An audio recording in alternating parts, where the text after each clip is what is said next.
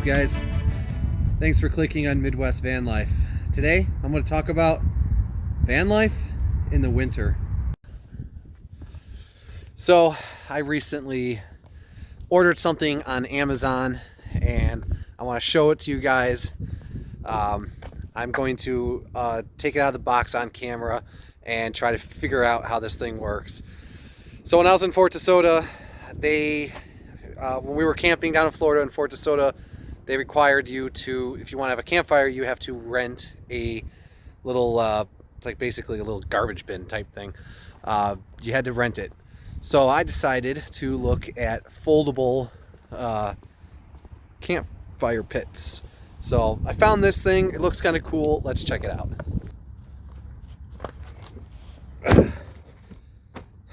This thing's heavy.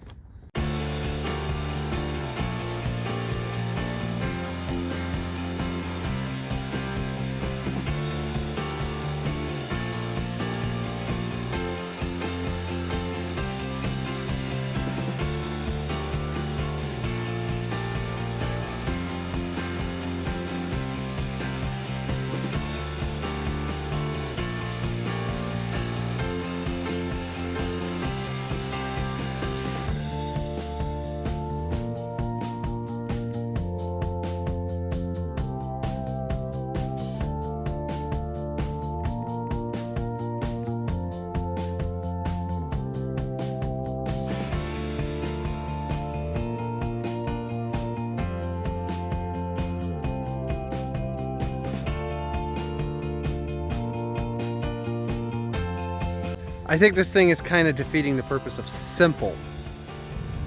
Okay, to be perfectly honest with you,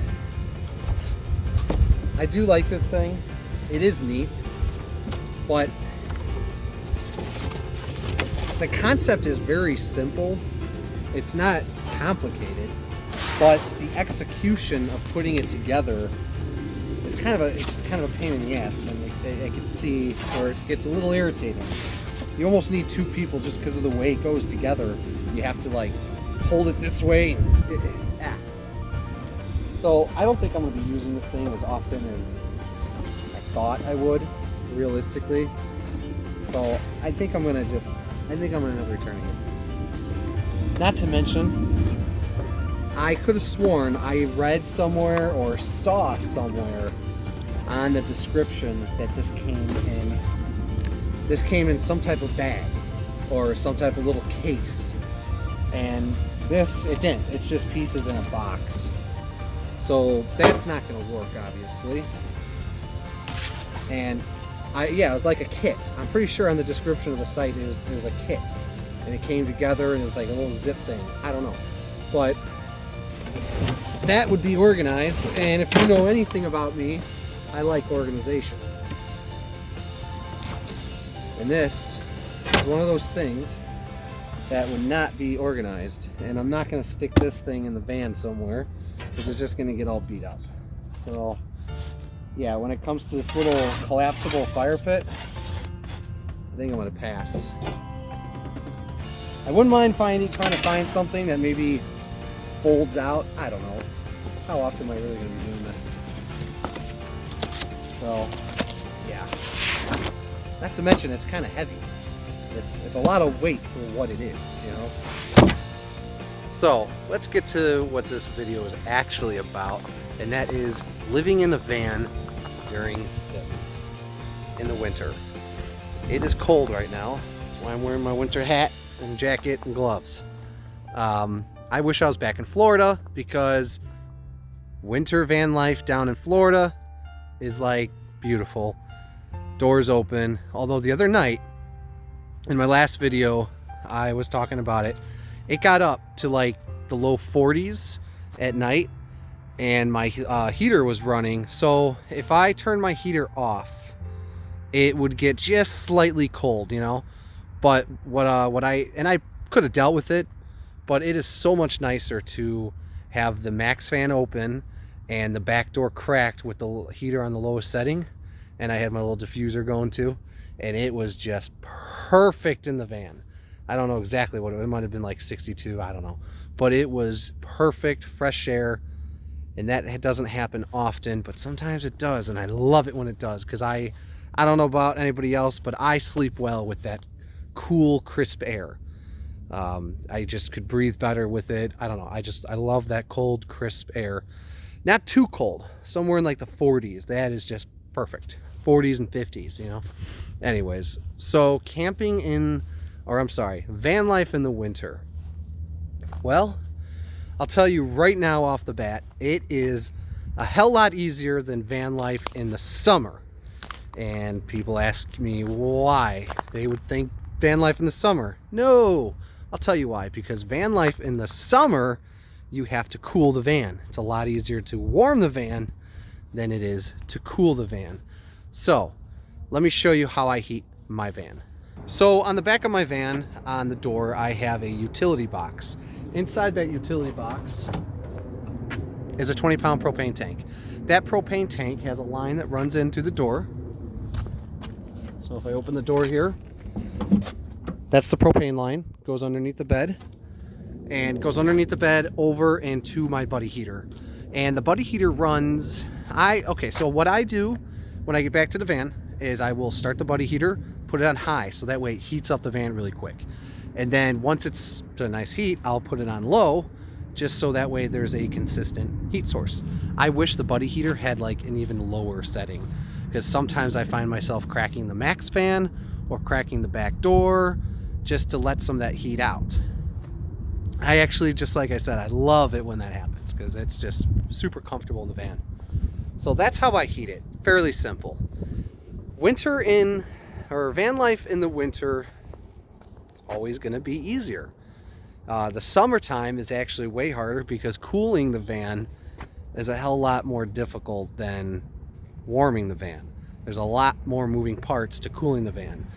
What I do is I have a AC unit, a portable AC unit that runs off the generator right on the front of the van there, and that generator takes fuel from the van. So I had it set up that way. That way all I had to do is keep my van full, and with a full tank it'll run that generator with the AC for like 200 hours, which is awesome. I have it set so basically if I go under 3/4 of a tank in the van, it will stop taking fuel for that generator. So yeah, simple temperature control. I just got a new propane hose for my stove. It takes one of those little 1-pounders, because the old propane hose was not working properly. I think it was leaking, so I'm gonna go ahead and replace that. So my stove is just these little single burners, and I have this line here because the AC is here that just comes down, and literally just to one of these, and I just kind of, I actually had a little strap that strapped that on, but it got lost in transit somewhere. So last time I used this was leaking right here somewhere, which is surprisingly, you would think it'd be leaking here due to this kink, right? But it was leaking down here somewhere because I could smell it. So I stopped using it right away, took the tank off. But so I got a new hose. And I'm gonna go ahead and replace it and see what happens. This one, I actually did have a hose for this side too that ran right here, but having the two tanks was just annoying. So since I had the space, I just put the tank directly on there. It hasn't been an issue since. So I'm gonna go ahead and replace this. How much you want to bet that this is gonna be a pain in the ass to get off? Might have to get a tool.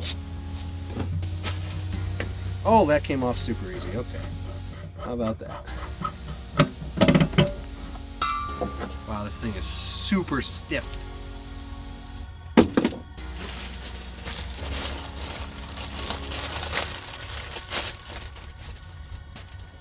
And here's the new one. You know what would be a good idea here is a 90-degree deal. That way this is not kinking so much. Now I'm thinking about this. I wonder if I do a 90-degree thing and then just straight down. Oh, here comes somebody. Jax! Well, I'll just do this for now. Maybe it's a project. Maybe I'll make a video about that. I'll do a little project later. I'll do the R&D and figure out what it would take to do it. That would be a fun little project.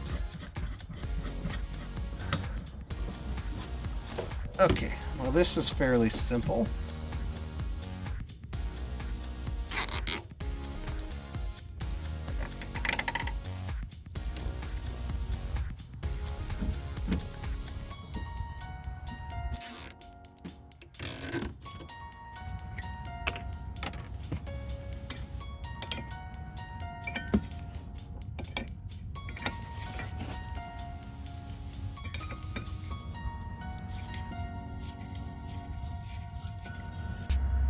Okay, so there it is. There's the new line going up, down, and I just tied it there. I had the perfect little strap for that. But check this out. I have an idea. Tell me what you guys think of this. Since I have slack here, and I can easily go down more, what if I took a hole saw, try to find one just slightly bigger than this, and made a hole in the wood here? I mean, there's nothing under there. And then this just sat in the hole, right? And then this connects to it. And since I have slack, you know, that might not be a bad idea. So boom, it just sits there, and then maybe I could put rubber around it so that way it's not rattling. Maybe that's something I do. I mean, I have plenty of slack. This could just come down and just go straight over and down. Something to think about. Well, that was a simple little project. I gotta put all this stuff away. So when I was down in Florida back in like 2014, I think it was like the second time I went down to Florida with Keith. I met this guy named Steve. Steve was a resident of Keith's uncle. His uncle owns some property, and he's got all sorts of different houses and stuff. Anyways, he was one of his residents, and he's a big motorcycle guy. And him and I had clicked when it comes to motorcycles and adventures and travel and ride motorcycles and all sorts of stuff. He is currently in Oklahoma. I was just looking at the weather in Oklahoma. Next week is supposed to be in like the 60s and 70s.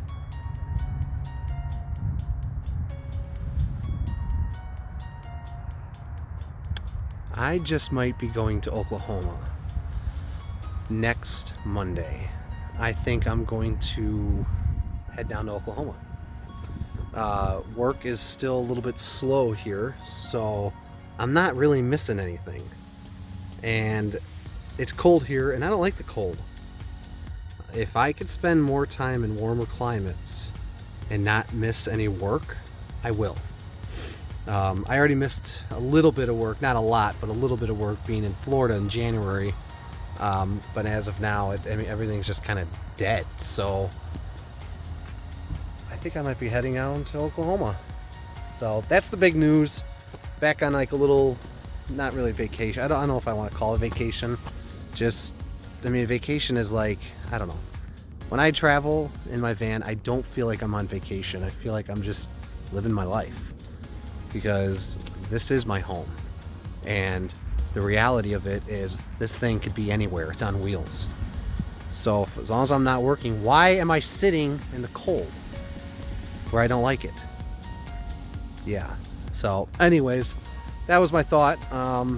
It's not 100% a thing yet. I don't know. I may or may not do it, but I am leaning towards it. I just got off the phone with him a little bit ago, and everything is starting to line up. So if it happens, if everything lines up, then I'm definitely going down, and there'll be more traveling on Midwest Van Life.